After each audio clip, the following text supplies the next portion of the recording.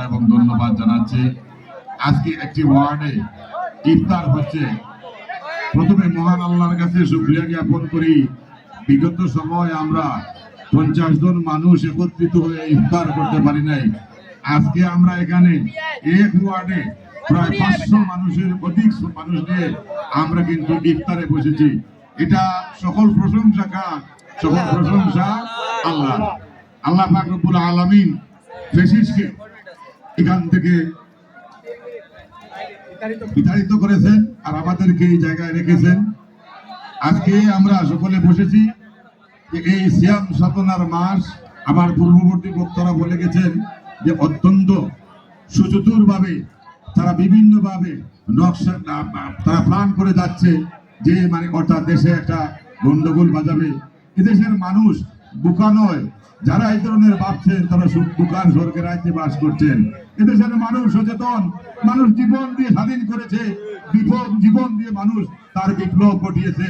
আবারও যদি মানুষের জীবন দিতে হয়, এদেশকে মানুষ জীবন দিয়ে রক্ষা করবে, কারো প্ল্যান বাস্তবায়ন হতে দেবে না।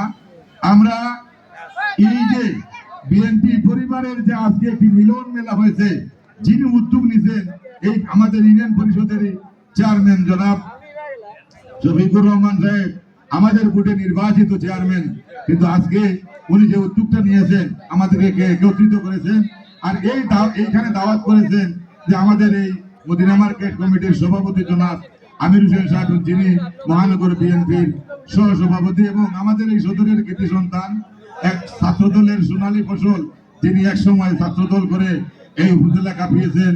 এখন বর্তমানে উনি সিলেট সদর উপজেলা বিএনপির সভাপতি জনাব আবুল কাসেম সাহেব উপস্থিত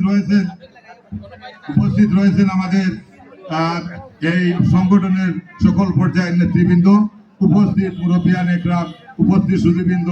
বক্তব্য দীর্ঘায়িত করতে পারছি না, আমাদের সামনে একেবারে নিকটবর্তী ইফতারের সময় আমরা দোয়া করব। আপনারা ভালো থাকুন, সুস্থ থাকুন, আপনাদের সকলের দীর্ঘায়ু কামনা করে আমার বক্তব্য শেষ করছি। আসসালামু আলাইকুম। সাল্লাল্লাহু আলা সাইয়্যিদিনা ওয়া মাওলানা মুহাম্মদ।